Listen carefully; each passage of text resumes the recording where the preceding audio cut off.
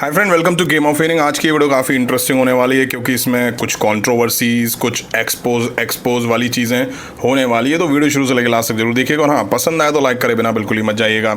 सबसे पहले बात कर लेते हैं आस्का के बारे में। रिसेंट के रॉ के एपिसोड में ईओ स्काई ने आस्का और कायरी सेन से हेल्प लेने से मना कर दिया था। बावजूद इसके आस्का और कायरी सेन मैच में ईओ स्काई की हेल्प करने के लिए सामने आई थी, जिस वजह से ईओ स्काई अपना मैच हार गई। मैच हारने के बाद बैक स्टेज आस्का ने ईओ स्काई को धक्का दिया था। थोड़ी बहसबाजी सी हो गई थी इनके बीच में और वहाँ से वो चली गई थी। अब इसको देख के क्लियर हो गया है कि आस्का का हील टर्न होने वाला है और अब इस पर रिपोर्ट्स भी आ गई हैं। बताया जा रहा है कि आस्का का हील टर्न डब्ल्यूडब्ल्यूई काफ़ी धीरे धीरे स्लोली करना चाह रही थी, बट रॉ के एपिसोड से नाओमी जब हटी तो डब्ल्यूडब्ल्यूई ने प्लान वापस से तैयार करे और आस्का के हील टर्न को एकदम से पुश कर दिया। वहीं इसको लेके चीज़ें ऐसी भी सामने आ रही हैं कि आने वाले टाइम में एक पॉइंट पे हमें आस्का कायरी सेन वर्सेस ईओ स्काई रेहा रिप्ले के बीच मैच दिख सकता है। नेक्स्ट बात कर लेते हैं हम लोग ब्रेट हार्ट के बारे में। नाम आप सभी लोगों ने सुना होगा। उन्होंने समर स्लैम में होने को लेके कुछ कहा है। वो डब्ल्यूडब्ल्यूई से बिल्कुल भी खुश नहीं है। वजह बता देता हूँ क्यों। ब्रेट हार्ट का कहना है कि डब्ल्यूडब्ल्यूई ने उन्हें समर स्लैम के लिए बुलाया था, लेकिन जब वो वहाँ पहुँचे तो उनके लिए कोई सीट ही नहीं बची थी, जिसके बाद उन्हें लगा कि मेरी कोई कद्र नहीं है। उन्होंने कहा मैं समर स्लैम में गया था, उन्होंने मुझे बुलाया, कहा कि वो चाहते थे कि मैं क्राउड में रहूं, और जब मैं वहाँ पहुंचा तो उन्होंने कहा कि मेरे आपके लिए कोई सीट ही नहीं बची है। लेकिन मैंने देखा कि केविन नैश को फाइनली एक सीट मिल गई थी। शायद मुझे एट द एंड फील हुआ कि हल्क हॉगन के जाने के बाद भी मुझे नहीं लगता कि वो मेरी पूरी तरह से कद्र करते हैं। मैंने जो कुछ भी किया है इस कंपनी के लिए, शायद उसके लिए कोई खास कद्र बची नहीं है। वाकई ये बहुत बड़ी डिसरिस्पेक्ट है एक डब्ल्यूडब्ल्यूई फॉर्मर लेजेंड सुपरस्टार की। ये सब लेजेंड हैं जिसकी वजह से डब्ल्यूडब्ल्यूई आज यहाँ खड़ी हुई है। इनका भी कंट्रीब्यूशन है इस कंपनी के लिए। अब मुझे नहीं पता इसके लिए कौन दोषी है, कौन जिम्मेदार है, डब्ल्यूडब्ल्यूई या टीकेओ। वैसे टीकेओ क्यों कदर करेगी, उसने थोड़ी कंपनी बनाई है। इसके लिए डब्ल्यूडब्ल्यूई दोषी है। आपको सीट रिजर्व रखनी चाहिए थी। आपको पता है आपने किस किस लोगों को बुलाया है, किन किन लेवल पर हैं वो। वहीं डब्ल्यूडब्ल्यूई तो इस टाइम सेलिब्रिटी कल्चर में उलझ के रह गई है। ज़्यादा जो फोकस है उनका सेलिब्रिटी कल्चर पर है। भर भर के सेलिब्रिटीज़ बुलाती है और उनको सीट भी अच्छी खासी आगे की रो में देती है। नेक्स्ट बात कर लेते हैं विंस मैकमैन के बारे में। विंस मैकमैन रिसेंट में एक इंटरव्यू में दिखाई दिए जहां उन्होंने हल्क हॉगन को लेकर बातें करी। विंस मैकमैन ने कहा कि हल्क हॉगन डब्ल्यूडब्ल्यूई में वो वापस इसलिए लाया था उसको क्योंकि मुझे पता था कि हल्क हॉगन रेसिस्ट नहीं है। विंस मैकमैन कहते हैं मुझे पता था कि वो रेसिस्ट नहीं है। मैं इतने सालों तक उसके साथ था, वो रेसिस्ट नहीं था। उसने कुछ रेसिस्ट बातें ज़रूर कही थी और उसका उसे कीमत चुकानी पड़ी थी और उसने चुकाई भी ये कीमत। विंस मैकमैन ने यह भी कहा कि मैं इस बात से खुश नहीं था कि मुझे हल्क हॉगन के 10 बेल सैल्यूट ट्रिब्यूट में डब्ल्यूडब्ल्यूई की साइड से इनवाइट नहीं किया गया। विंस मैकमैन आगे कहते हैं कि मुझे इस बात पर गुस्सा आया कि लॉस एंजलिस कैलिफोर्निया में नेटफ्लिक्स पर अपने पहले रॉ के एपिसोड में हल्क हॉगन को, जो कि उनका आखिरी टीवी शो बन गया, उसमें बू का सामना करना पड़ा था। विंस ने कहा मैं बहुत गुस्से में था, वो इससे ज़्यादा के हकदार थे, ही डिजर्व मच मोर।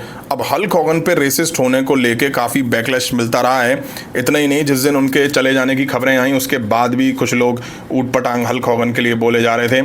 आपको बता दूं विंस और हल्क हॉगन काफ़ी क्लोज थे एक दूसरे के, क्योंकि डब्ल्यूडब्ल्यूई की शुरू से दोनों साथ थे।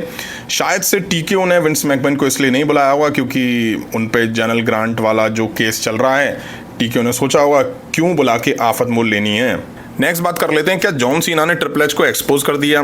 अभी हाल ही में जॉन सीना से उनके अपोनेंट को चूज करने को लेकर सवाल करा गया तो जॉन सीना ने कहा कि मैंने कभी भी अपने अपोनेंट चूज नहीं करे। जॉन सीना कहते हैं मैं लास्ट 23 सालों से यही कर रहा हूं और मैंने कभी भी अपना अपोनेंट चूज नहीं करा। मैं हमेशा इस सिद्धांत पर जीता हूं कि ज़िंदगी आपको हर दिन एक मौके देगी और आपको हर दिन ज़िंदगी के रूप में मौक़ों का फ़ायदा उठाना होगा। इसलिए जो भी मुझे लास्ट मैच के लिए चैलेंज करेगा मैं उसके अगेंस्ट अपना 100% देने की कोशिश करूंगा। अब आप कहेंगे इसमें ट्रिपल एच कहाँ से एक्सपोज हो गए, तो रिसेंट में ब्रॉक लेसनर का जो रिटर्न देखने को मिला जिसको लेकर ट्रिपल एच ने कहा था कि जॉन सीना ने डिमांड करी है कि वो ब्रॉक लेसनर के अगेंस्ट मैच लड़ना चाहते हैं। इसी वजह से ब्रॉक लेसनर की वापसी हुई है, बट जॉन सीना तो यहाँ कुछ और ही कह रहे हैं। अब ये भी सच है कि इन दोनों में से कोई एक झूठ बोल रहा है। मेरे अकॉर्डिंग तो ट्रिपल एच ही झूठ बोल रहे होंगे, क्योंकि पिछले कुछ टाइम से ट्रिपल एच के काफ़ी झूठ सामने आ गए हैं, जिस वजह से वो झूठे साबित हुए हैं और एक्सपोज हो गए हैं। अब ये भी सामने आ गया है। वैसे आपको क्या लगता है, जॉन सीना सही बोल रहे हैं या ट्रिपल एच सही बोल रहे हैं? नेक्स्ट बात कर लेते हैं कैरिन क्रॉस के बारे में। कैरिन क्रॉस अभी एरियल हेलवानी के शो में दिखाई दिए, जहां उन्होंने काफ़ी कुछ रिवील करा है। कैरिन क्रॉस ने कहा कि नो, मेरी रिलीज एक वर्क नहीं है, स्टोरी लाइन नहीं है, और ना ही मैं ये सब आज जो बोल रहा हूँ वो कैरेक्टर में रह के बोल रहा हूँ। मतलब क्लियर है कि कैरिन क्रॉस निकाले जा चुके हैं। वहीं कैरिन क्रॉस ने बताया कि WWE ने उन्हें लास्ट मिनट पे एक कॉन्ट्रैक्ट ऑफर करा था, जिसके लिए WWE ने मुझे बिल्कुल टाइम नहीं दिया और कहा कि 24 घंटे के अंदर अंदर इसको साइन कर दो। अब देखिए, ऐसा नहीं होता है कि कोई भी इतनी जल्दी कॉन्ट्रैक्ट साइन कर दे। कॉन्ट्रैक्ट देखा जाता है, पढ़ा जाता है, और भी चीज़ें होती हैं, लीगल एडवाइस वगैरह ली जाती होगी उस पर। बट जब WWE मन बना चुकी थी कि उनको रखना ही नहीं है, तो ये सब तो फॉर्मेलिटी ही होगी एक तरह से।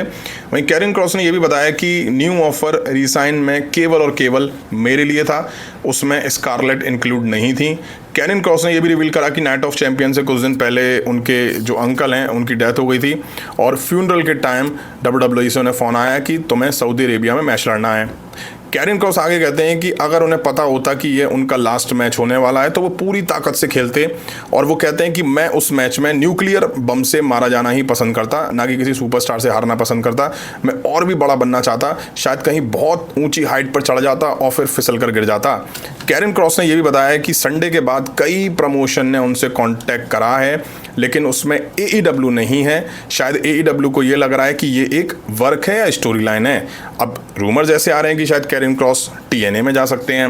वहीं कैरिन क्रॉस ने एक चीज़ और रिवील करी। उन्होंने कहा कि आप ट्रिपल एच से सीधे बात नहीं कर सकते, क्योंकि ट्रिपल एच तक जाने के लिए आपको कई सारी चेन फॉलो करनी पड़ती है, एक हिरार्की फॉलो करनी पड़ती है। आप डायरेक्ट ट्रिपल एच से बात नहीं कर सकते हैं।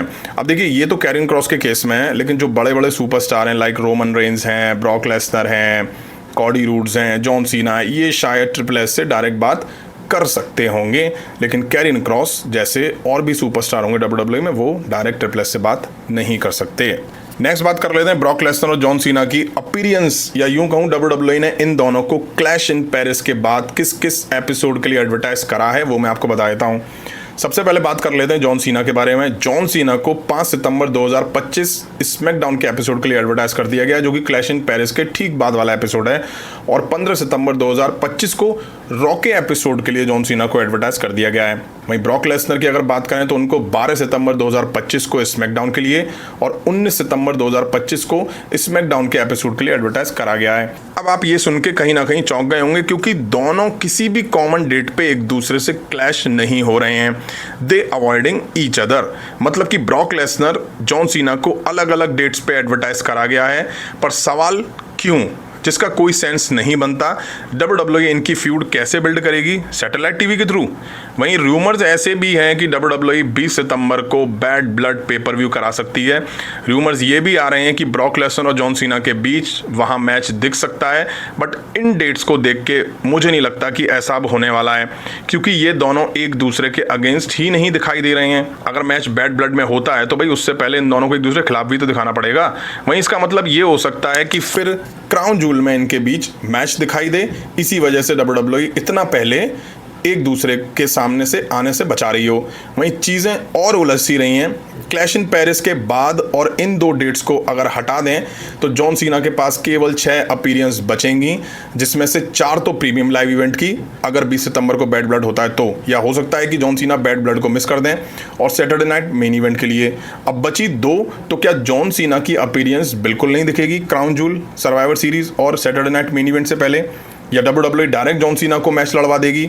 वहीं एक चीज़ ये हो सकती है कि जॉन सीना के पास तो लिमिटेड डेट्स हैं, but Brock Lesnar John Cena जिस दिन दिखाई दे रहे हैं उस दिन शॉकिंग एंट्री ब्रॉक लेसनर की WWE करा सकती है। दोनों के बीच ब्रॉल वगैरह दिख सकता है, जिसको शायद WWE रिवील ना करना चाह रही हो। WWE चाह रही हो कि ये सीक्रेट रहे, ये सरप्राइज रहे फैंस के लिए, कि ब्रॉक लेसनर जॉन सीना के दिखने वाली डेट पे आके फैंस को सरप्राइज कर दें।